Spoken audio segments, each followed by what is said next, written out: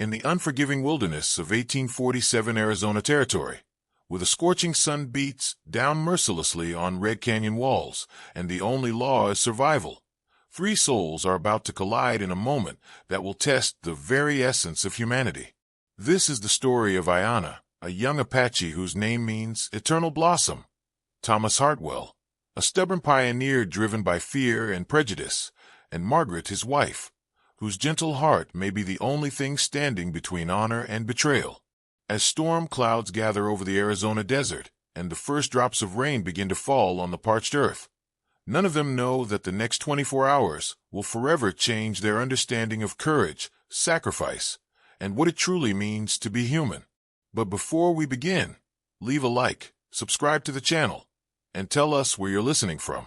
The afternoon sun hung like a blazing copper coin in the cloudless Arizona sky when the first rumble of thunder echoed across the canyon walls.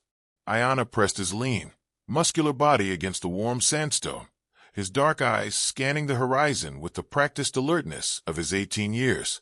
The young Apache had been tracking a wounded mule deer for nearly 4 hours, following its blood trail through the maze of red rocks and thorny desert shrubs that made up this harsh but beautiful land his people called home.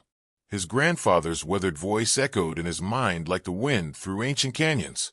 "The desert teaches us patience, young one. Every creature, every plant, every grain of sand has its purpose in the great web of life. We must learn to read the signs that others cannot see." The signs today spoke clearly of an approaching storm. The air itself seemed to vibrate with electricity, making the fine hairs on Aiyana's arms stand on end, and he could smell the metallic scent that always preceded the violent thunderstorms that could transform these dry arroyos into raging torrents within minutes.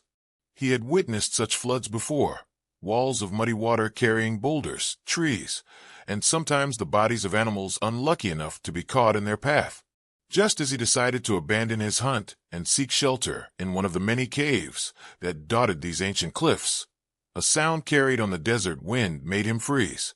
A woman's voice, crying out in distress, the words unclear but the desperation unmistakable. Aiyana's survival training told him to be cautious. Relations between his Chiricahua Apache people and the increasing number of white settlers had grown dangerously tense over the past year. Just last month, a group of Apache warriors had clashed with a cavalry patrol near Tucson, leaving 3 soldiers and 2 Apache dead. The elder spoke in worried tones around the evening fires about the growing presence of wagon trains crossing their ancestral lands, bringing with them diseases, cattle that destroy traditional food sources, and men with guns who shot first and asked questions later. But the cry came again, more desperate this time, carrying a note of genuine terror that cut through all considerations of tribal politics and personal safety. Aiyana found his moccasined feet moving toward the sound before his cautious mind could protest. He had been raised by his grandmother and grandfather to believe that all life was sacred, that helping those in need was not a choice, but a sacred duty written into the very fabric of existence by Yuzin, the creator of all things. The voice led him through a labyrinth of twisted juniper trees and weather-carved sandstone formations to a narrow canyon where countless flash floods had carved deep channels into the rock over thousands of years.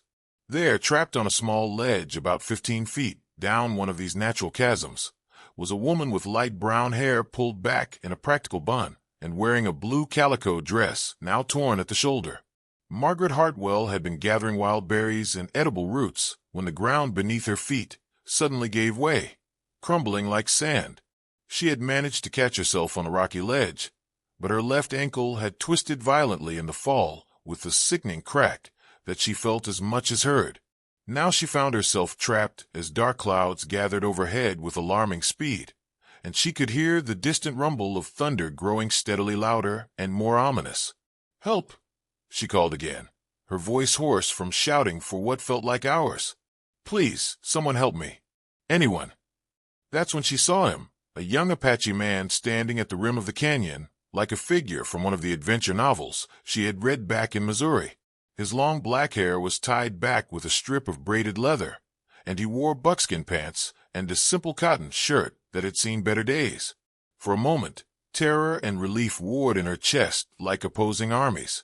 She had heard so many stories about the savage Apache from other settlers, tales that painted them as ruthless killers who showed no mercy to white families, who scalped women and children and burned homesteads for sport. But looking up at this young man silhouetted against the darkening sky, she saw not the monster of frontier legends, but simply another human being. His face showed genuine concern rather than hostility, and his dark eyes held an intelligence and compassion that reminded her painfully of her younger brother back in Missouri, the brother who had died of consumption the winter before they decided to head west. Aiyana assessed the situation with the quick, analytical mind his uncle had trained for hunting and warfare. The woman was clearly injured and trapped, unable to climb out on her own, and the storm was approaching with the relentless speed that marked the most dangerous desert tempests. In perhaps 20 minutes, maybe 30 at most, this narrow canyon would become a death trap as rainwater rushed down from the surrounding hills, carrying everything in its path toward the distant Colorado River. There was no time for hesitation, no room for the cultural boundaries that seemed so important to the adults in both their worlds. A human being was in mortal danger, and that was all that mattered. He cupped his hands around his mouth and called down in the careful English he had learned from Mexican traders who sometimes visited his village. "Do not move. I help you. Stay very still." Margaret's heart leaped with hope so intense it was almost painful. "My ankle," she called back, her voice cracking with emotion. "I think it's broken. I can't climb." Aiyana nodded grimly and quickly surveyed his options. The canyon walls were nearly vertical, smooth sandstone polished by millennia of wind and water, but there were enough handholds and narrow ledges for someone with his climbing experience. He had spent his entire childhood scaling these very rocks, learning to move like water flowing over stone, like the lizards that scampered up impossible surfaces with effortless grace, working with the efficient speed his grandfather had drilled into him during countless hunting expeditions. He found a sturdy juniper tree growing near the canyon's edge and tested its strength by hanging his full weight from its trunk. The tree was old and well-rooted, its twisted branches speaking of decades of surviving in this harsh environment. It would hold even under the strain of supporting two people. From his medicine bag, a leather pouch his grandmother had decorated with intricate beadwork, he pulled out a length of braided leather rope. It was a gift from his uncle who had taught him the old ways of hunting and survival, woven from the hide of deer his own hands had taken in the traditional manner, with prayers of gratitude to the animal spirit. "I come down now," he called to Margaret, his voice calm and reassuring despite the urgency of their situation. "You stay very still. Do not try to help. Let me do everything." The first fat drops of rain began to fall as Aiyana secured the rope around the juniper's trunk with knots his grandfather had taught him, knots that had been used by Apache warriors for countless generations. His moccasined feet, made from deer hide by his grandmother's skilled hands, found purchase on tiny ledges and hairline cracks in the rock face that would have been invisible to most eyes. His hands, calloused from years of working with stone and wood, gripped the rope with sure confidence as he rappelled down the canyon wall with movements so fluid they seemed almost supernatural. Margaret watched in complete amazement as the young Apache descended toward her with the grace and sureness of a mountain cat stalking its prey. She had never seen anyone move with such natural agility, such perfect harmony with the harsh landscape around them. It was as if he had been born to navigate this vertical world of stone and shadow. When Aiyana reached the narrow ledge where Margaret crouched, he could immediately see that her assessment had been correct. Her ankle was indeed badly injured, already swollen to nearly twice its normal size and beginning to show the purple-black bruising that indicated serious damage to bones and ligaments. But more pressing than her injury was the increasing intensity of the rainfall above them, and the ominous rumbling that spoke of a flash flood building somewhere in the network of canyons upstream. "We must go now," he said urgently, gesturing toward the rope that was their only means of escape. "Big water comes very soon. Maybe 5 minutes, maybe 10. Not long." Margaret tried to stand and immediately cried out in pain as white-hot agony shot up her leg. Her ankle wouldn't support even a fraction of her weight. "I can't climb," she said, panic beginning to creep into her voice as the rain intensified above them. "I can't put any weight on it at all." Without a moment's hesitation, Aiyana moved behind her and slipped his strong arms around her waist. "You hold rope tight," he said with calm authority. "I carry you. Trust me. I have done this before." Thomas Hartwell stood beside their wagon, rifle in his arms, scanning the gray landscape for his missing wife. At 35, his face bore deep lines carved by frontier hardships, and his pale blue eyes held the wariness of someone who had seen too much. She had been gone for hours. Through the rain, he saw a figure approaching, an Apache carrying something in his arms. Thomas's blood turned to ice as he recognized Margaret's blue dress, and he raised his rifle. "Put her down," he shouted. "Put her down right now." "Thomas, no." Margaret called out. "He saved me. He rescued me from a flood." But Thomas kept the rifle trained on Aiyana. "Walk forward slow. Any sudden moves and I'll kill you." Aiyana understood the danger, but was concerned only for Margaret. He moved forward carefully and gently set her down beside the wagon before stepping back, hands visible and empty. "His name is Aiyana," Margaret said quickly. "Thomas, he risked his life to save me. I was trapped in a canyon." "I don't care what his name is," Thomas interrupted. "I want to know what he was doing near you. Apache don't help white folks out of kindness." The insult hung in the air. "I was hunting. I heard her call for help. I helped because it's the right thing to do." "You expect me to believe that? More likely you were scouting for your war party." Other settlers gathered, the Prescotts, old Samuel Morrison, the Johnson family. All stared at Aiyana with mixtures of curiosity and suspicion. Margaret struggled to her feet. "Thomas Hartwell, you stop this right now. This young man saved my life." Morrison stepped forward. "You Apache?" "Chiricahua Apache," Aiyana said with quiet pride. Morrison studied him with experienced eyes. "You're far from your territory. What brings you north?" "My people follow the deer. Season change, deer move to high country." Morrison nodded. It was reasonable. He had learned to read men well enough to know this young Apache was no threat. "The storm's getting worse," Margaret said. "Shouldn't we offer him shelter?" Thomas's face went rigid. "Absolutely not. I'm not having any Apache in our camp." "Thomas, he saved my life, and I'm grateful," Thomas said through gritted teeth. "But grateful doesn't mean stupid." Aiyana had been listening with growing sadness. "I go now. Storm not hurt me."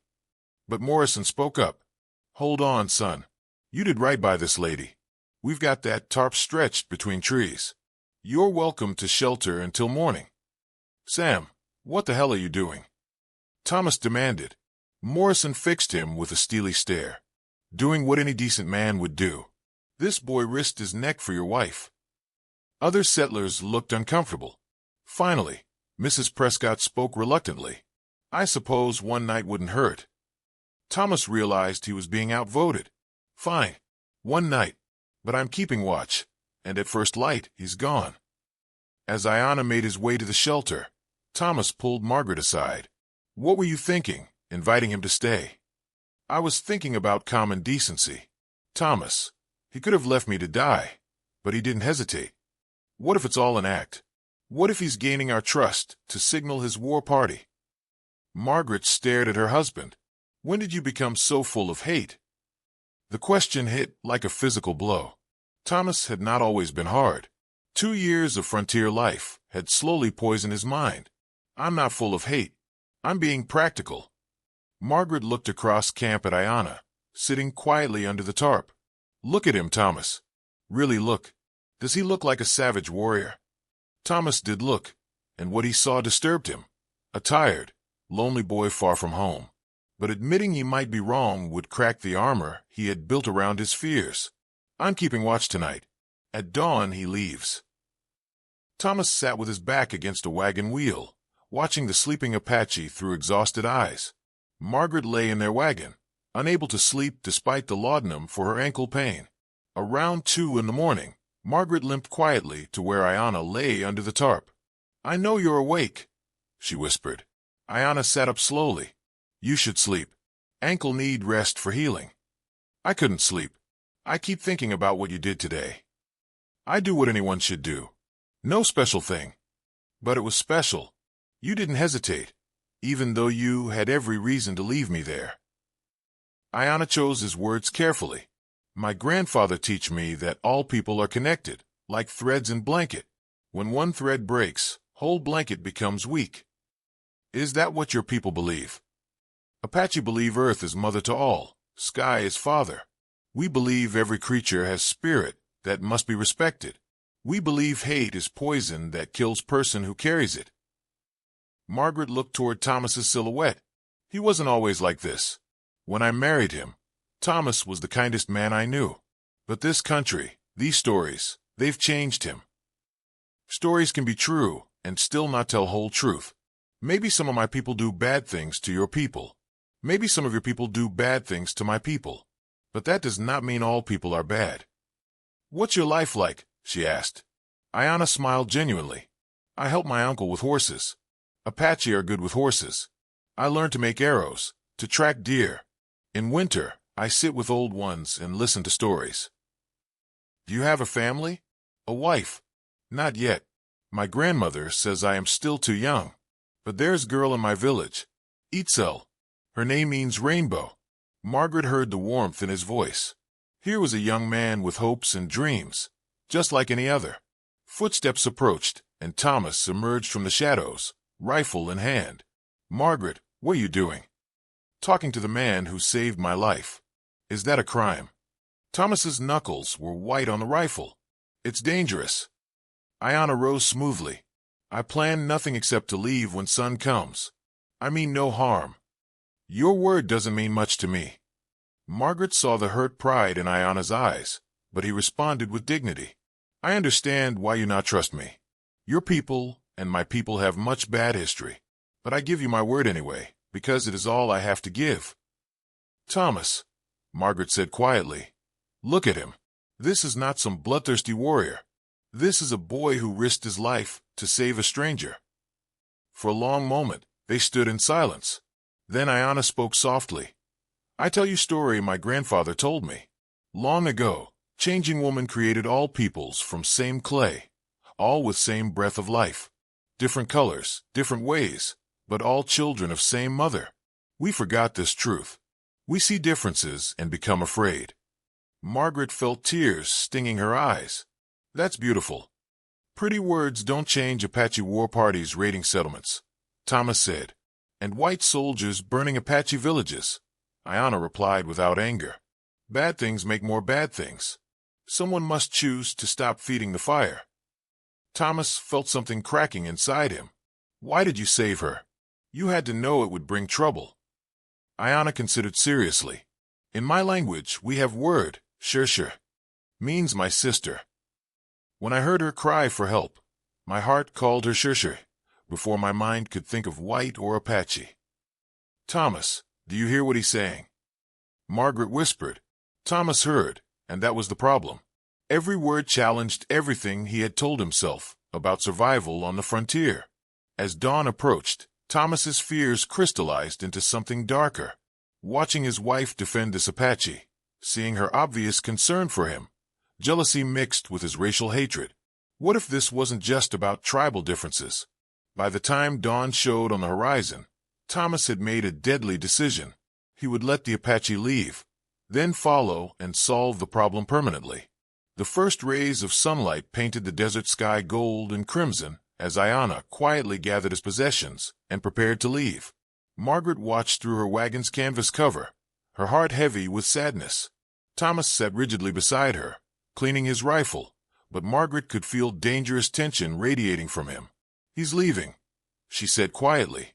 Good, Thomas replied, but his voice held a flat, cold quality she had never heard before. Old Samuel Morrison emerged and walked to where Aiyana was preparing to depart. Hold up, son, Morrison called softly. Least we can do is send you off with breakfast.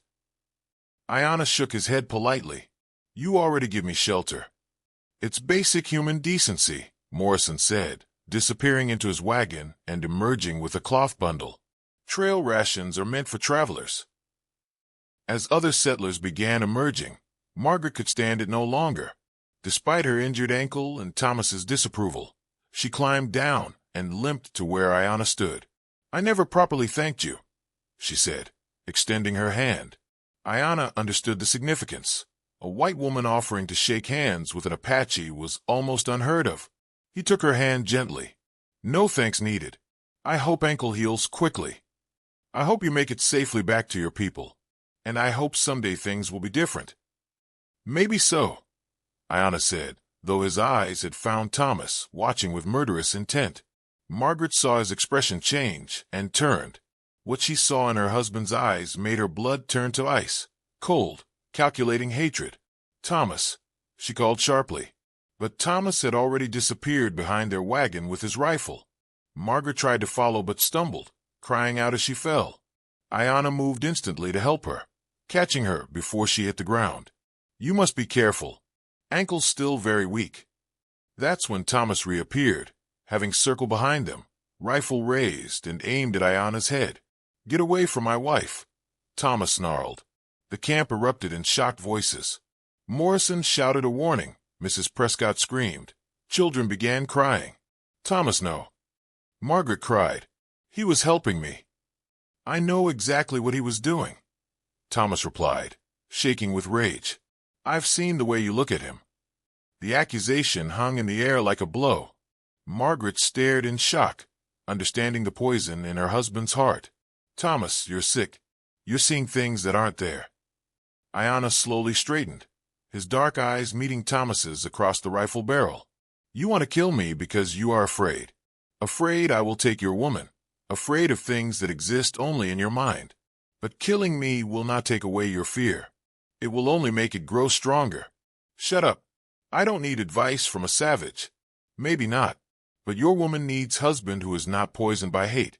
And you need to remember who you used to be before fear made you into someone you do not recognize. The words cut deep because they were true.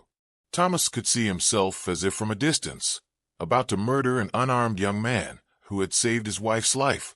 You think you understand everything, Thomas said, his voice breaking. But you don't understand what it's like to lose everything you care about. I understand. My people have lost much to yours. Villages burned, children taken. But we do not let hate kill our spirits, because that would mean losing who we are. Margaret could see the war in her husband's eyes, the decent man struggling against the monster fear had created. For a moment, she thought love might triumph. But Thomas's face hardened into cold determination. Goodbye, Apache, he said, beginning to squeeze the trigger. The shot that rang out was deafeningly loud, echoing off canyon walls. But when the smoke cleared, it was not Aiyana who lay bleeding. Samuel Morrison stood 20 feet away, his smoking rifle in weathered hands. Thomas Hartwell lay crumpled on the ground as Margaret's screams filled the air. Couldn't let you do it, Tom, Morrison said quietly. Couldn't let you become a murderer. Thomas was alive, but barely, blood frothing from his lips. Margaret cradled his head as life ebbed away. Why? She whispered. Why did it have to come to this? Thomas's eyes found hers, and for a moment, the fear and hatred cleared. I'm sorry, he whispered. I lost myself. Without hesitation, Aiyana knelt beside them, his medicine bag in hand. Let me help, he said simply.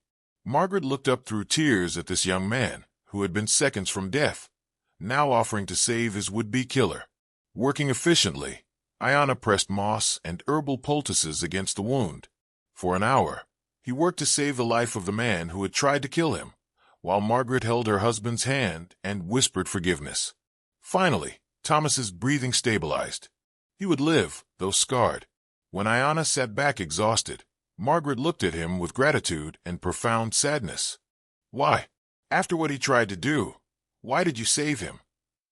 Aiyana looked toward the distant mountains, where his people waited. Because this is how hate ends. Not with more killing, but with someone choosing to stop the circle of pain. Your husband is sick with fear, but sickness can be healed. He shouldered his pack, ready to begin the journey home. Maybe now he will remember who he used to be. Will I ever see you again? Aiyana smiled gently. Desert is big place, but paths cross sometimes when they are meant to. If your heart stays open, maybe our paths cross again. He turned to go, then paused. Tell your husband when he wakes. Hatred is like drinking poison and expecting the other person to die. Only cure is to stop drinking poison. And with that, Aiyana walked into the vastness of the Arizona desert, carrying hope that behind him, a man was learning to heal from the sickness of prejudice and fear. As Margaret watched his figure grow smaller against the endless red landscape, she made a silent promise. She would spend her days fighting the ignorance and hatred that had nearly destroyed her family. The sun climbed into the brilliant sky, and somewhere in the distance, a red-tailed hawk circled on thermals, watching over the vast, beautiful land that was home to Apache and settler alike. If you like this story, leave your opinion in the comments and, of course, leave a like and subscribe. Turn on the notification bell so you don't miss any videos. Big hug and see you soon.